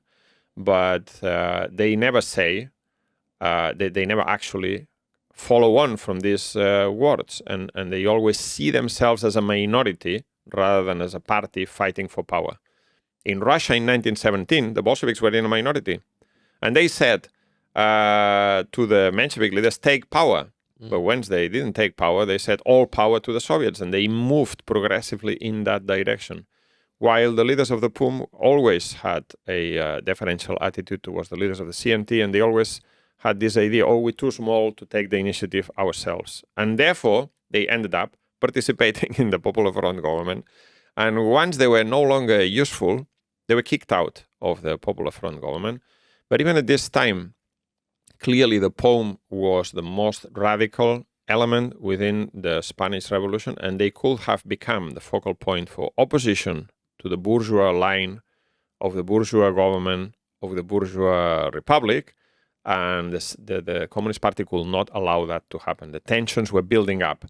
The workers were feeling that the revolution they had carried out was slipping from their hands, and they were preparing for a counteroffensive. And the POUM could have become the focal for that counteroffensive. The left wing of the CNT could also, most of the rank-and-file organizations of the CNT were coming into opposition at this time. For instance, the Federation of Iberian Libertarian Youth, which was the youth of the CNT, had come into opposition to the Republican government. Many of the organizations of the CNT in Barcelona were in opposition. There was a grouping, an informal organization called the Friends of Durruti, led by one Jaime Balius, was one of the editors of one of the anarchist papers. He was also in opposition, and the Friends of Durruti were advocating a revolutionary dictatorship. So they were actually breaking with anarchism, if you want. There was all this growing discontent against the line of the Republican government, which was a line of taking power away from the workers that the workers had won to great sacrifice on the 19th of July. So this is the reason why the Stalinists, which now control the secret service, they had their own police, they had their own secret jails in Spain, they moved decisively against all these elements, one by one. First, they moved against the POUM, then later they moved against the CNT, and so on, and later they moved against Caballero himself in order to consolidate this line of defense of bourgeois democracy, which ended up directly in the victory of Franco in the Civil War. Well, let's talk about the, I suppose, culmination of this counter-revolutionary turn. May 1937. So this is a decisive showdown where the Stalinists strike. They attempt to seize the telephone exchange in Barcelona, which has remained under the control largely of the CNT. And this is a severe provocation, and it leads to a clash. Can we just touch on these events? Yeah, first of all, the Barcelona telephone exchange was a very crucial point for two reasons. The first reason is that it had been taken by the workers at great cost on July the 19th. And ever since, it had been run under workers' control, and there was an armed guard mainly by the CNT, but also by the UGT in the building. This is also an important building. This is a building that is in the Plaza Catalunya, in one corner of Plaza Catalunya, so therefore it has a strategic view over the main square in the city center. But also there was an impossible situation. Whenever the Barcelona bourgeois government wanted to talk to the Madrid bourgeois government, they had to have the calls routed through this telephone exchange. So the workers were listening in to what the bourgeois... I mean, this is not even a bourgeois government, is it? Because the government of the shadow of the bourgeois are all on the fascist camp. But this government that was complotting against the workers' committees, against the workers' militias, against the workers' control, and so on, had the conversations were controlled by the workers themselves. So yes, they decided at the initiative of the PSUC, which was the Catalan branch of the Communist Party, to take over this building in the name of the Catalan government and take it away from the workers. The workers obviously resisted, and this sparked, the situation was very tense already, and this sparked a citywide uprising. The workers set up barricades led by the neighborhood defense committees of the CNT, which had acted 9 months earlier, and also the POUM threw his weight behind the barricades. And the barricades in Barcelona lasted for the best part of 1 week, and there was no force that could stop them. There was the Generalitat did not count on enough armed bodies of men to put down these workers' uprising. Barricades were everywhere, and you can see that also in the film. Ken Loach's film these scenes are depicted.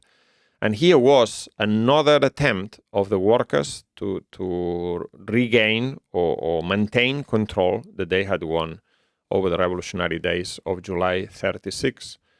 However, this workers' uprising was without any leadership.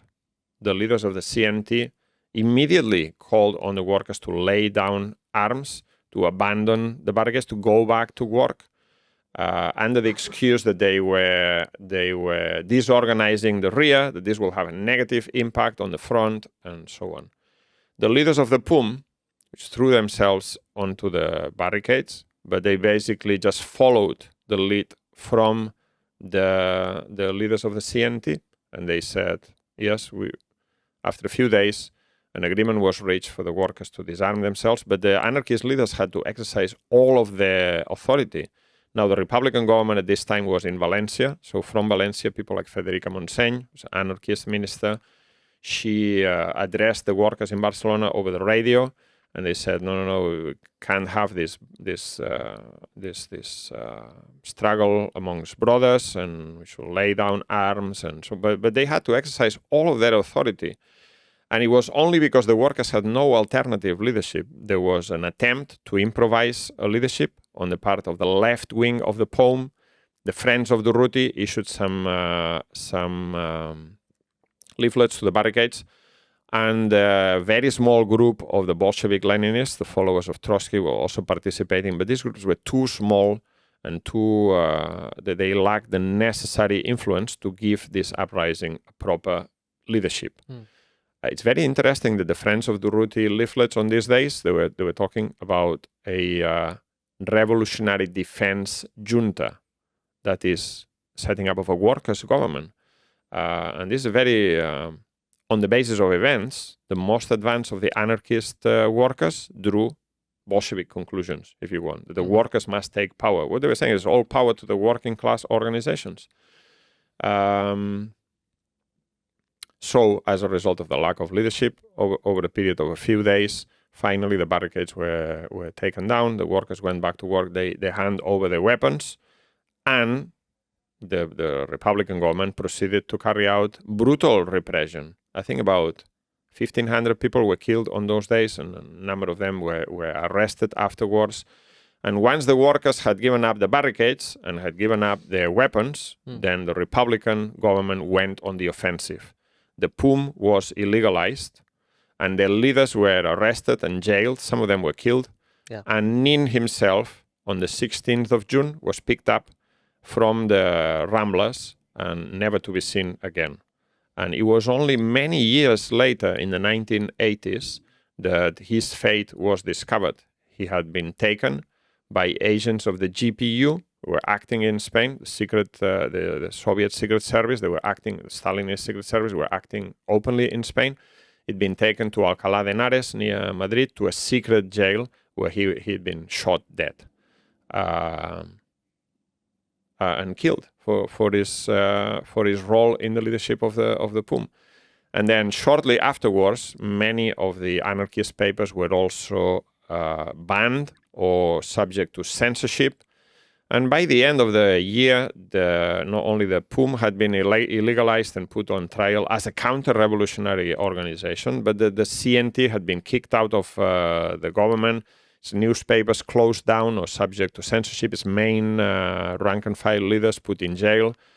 By the end of the year, this is 1937 now, by the end of the year, the Barcelona Modelo jail, the main jail in Barcelona, was full of working-class activists, left-wing trade unionists, CNT activists, POUM leaders and members. Same thing in Barcelona. And by the end of the year, there wasn't much difference between the Republic and the fascist camp from the point of view of the activity of the working class organizations. Yes. I mean, the consequence, you'd eliminated that layer of society, that class, which was the only one that had a real stake in and was capable of defeating Franco. The way that Moro puts it is that the bourgeoisie had no serious stake in the struggle against fascism. Surrender of their property intact to Franco with a prospect of eventual reconciliation was infinitely preferable to them than destruction of their property in a death struggle. That's actually what happened in Bilbao in the northern front. The bourgeois in the Basque country, particularly in Bilbao, they made a deal with the fascists and they handed over the factories intact, the steel mills and so on intact, in the hope of maintaining the property over them. When the anarchists and rank-and-file workers wanted to blow them up, so they couldn't be used for the war effort for the fascists. Moro and Trotsky give a number of examples of precisely how the stripping away of the most revolutionary elements of the armed forces, so the armed workers and the armed peasants, the POUMists and the anarchists, eliminating those layers, because a lot of their leaders were arrested and executed as fascist collaborators, as fifth columnists, and more or less subjugating the working class and peasantry of Spain to the normal bourgeois republican armed forces with the capitalists behind them. It completely sabotaged the war effort. I mean, we talk about the Russian Civil War as being an example of workers' government connecting the political struggle with the military struggle in defense of the planned economy and so on. This was the exact opposite. This was the hollowing out of the most revolutionary elements of society. And in the name of defense of bourgeois democracy, by the end, there was no bourgeois democracy in the Republic. I mean, there are all sorts of stories that Morrow relates and that Orwell talks about as well, where the front was functionally sabotaged either directly or through inaction and poor supply, and particularly targeting units that were led by POUMists, led by anarchists. The Republican government would deliberately under-equip them or send them into no man's land or send them into areas where they were poorly defended so they'd be cut to pieces by the fascists. So it was execution by another means, in effect. There's a line from Orwell.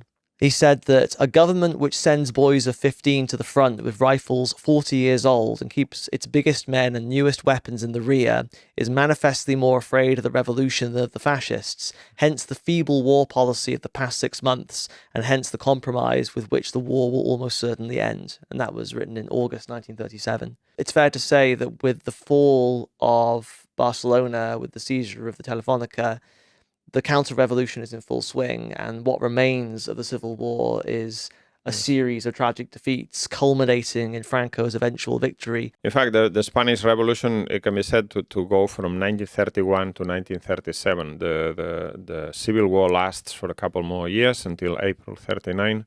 But in reality, after the defeat of the May Days, after the defeat of the workers in the May Days in Barcelona, there's no revolution anymore, and everything is a foregone conclusion. So there's one government after another. Then after the defeat of the May Days, Largo Caballero is removed from the government and is replaced by a right-wing socialist, Negrin, that the Communist Party calls the government of the victory, which leads directly to defeat. And the workers and peasants have lost all willingness to fight. They still resist heroically in some places, but they're no longer fighting for anything in particular, because the factories have been taken away from them, the land's been taken away from them, the power that they had in July 36 has completely been taken away from them by force. The leaders have been jailed, the newspapers have been closed down, and so that leads directly to the defeat, because the civil war is mainly a political affair. It's obviously got an important military side that one needs to pay attention to, but it's the enthusiasm, the will to fight comes from the political conviction that people are fighting for something that is theirs, and they have no longer anything to fight for. By this point, maybe 1938, Stalin has already realized that this is a lost cause, and that it's very difficult to get any deal with Britain and France. He withdraws the international brigades. I think it's in January 1938. The international brigades are withdrawn from Spain as a gesture of goodwill. Towards whom? Towards Germany, in reality, and in order to prepare for the Molotov-Ribbentrop Pact. Franco troops enter Barcelona at the end of January 39. And then after that, there's another coup, the Casado and Miajas coup, where this government is removed and is replaced by another government that wants to make a deal with Franco. By this point, Franco is in no mood to have any deals because he's already won the battle. And they finally enter Madrid in April 39. There's a massive fleeing of working-class activists over the border to France, or by boat in Valencia, in Cartagena, and in other places. And finally, the victory of Franco, at enormous cost to the Spanish working class, leads directly to the Second World War and the massive slaughter of the working class in Europe in that war. The reward for their service to the bourgeois republic, for the Communist Party, is that their organ is closed. Mundo Obrero is closed. Their militants are arrested and executed, and they're liquidated as a force. Yes. So disastrous policy from their point of view as well. Let's wrap this up with a little bit of the consequences that flow from this defeat for the Spanish masses, because what follows is a few decades of fascist rule. Yes.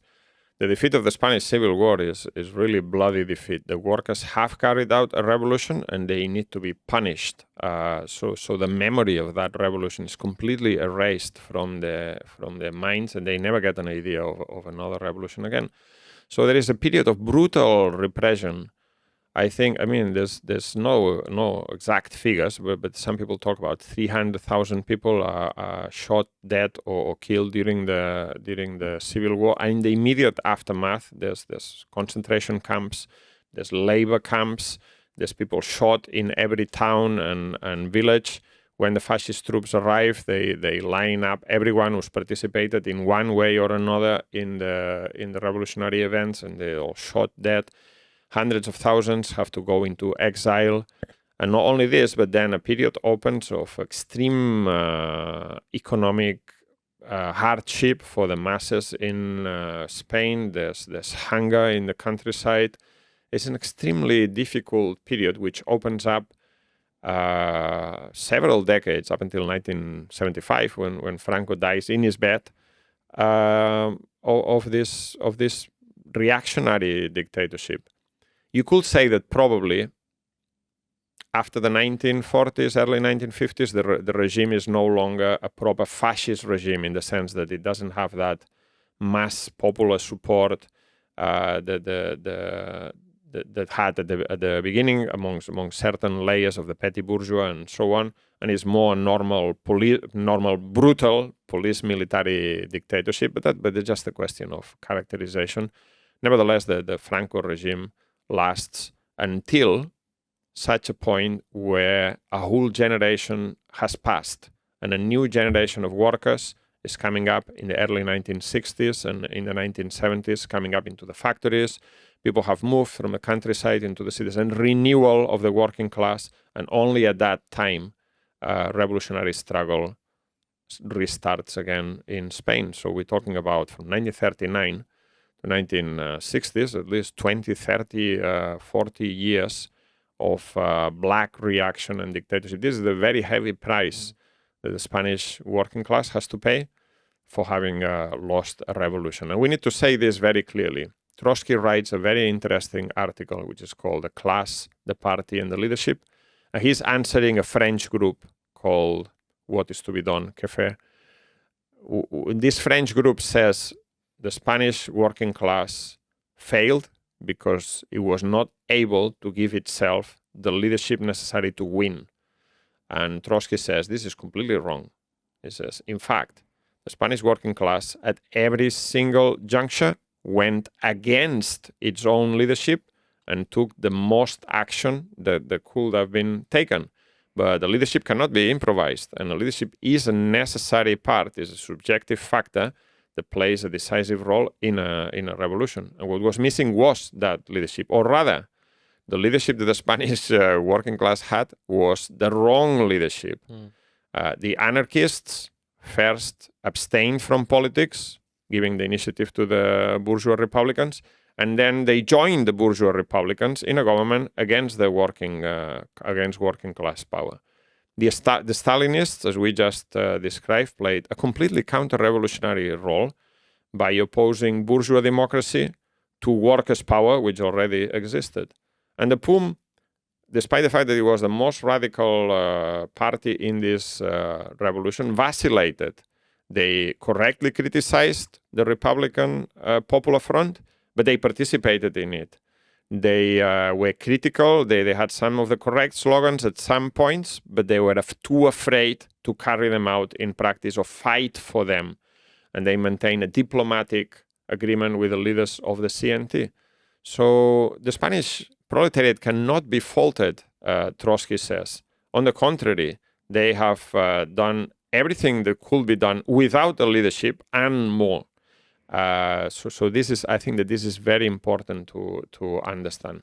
In 1930 or 31, in the article that you were quoting from Trotsky right at the beginning, he says, the conditions for the victory of the Spanish proletariat in this revolution that opens up now, he's talking right at the beginning, he says, there's three conditions, the party, and the party. And precisely that is what was missing in the Spanish Revolution throughout. And the Spanish proletariat paid a big price And the European proletariat also paid a big price for the defeat of the Spanish Revolution. And at the time that we record, there's a revolutionary wave sweeping the world in country after country. In Morocco, Madagascar, you've got a general strike in Italy, you've got a massive popular movement in France. And the question of leadership in every revolutionary struggle remains exactly as decisive now as it was in the events that unfolded in Spain almost 100 years ago now. Jorge, that was a fantastic discussion, a long episode, but I hope you'll all agree, a vital one with many lessons. And I think we'll have to have a sequel at some point about the Second Spanish Revolution that breaks out during the so-called period of transition. For now, I leave you with the heroic legacy and memory of the Spanish Revolution, and I'll say goodbye until next week. A spectre is haunting Europe. The spectre of communism. Communism is stronger, more determined than ever. Communism. Dedicated to the establishment of a new order. Just what is communism? I'll guarantee that 10 minutes from now, a lot of you are going to have a new understanding of communism.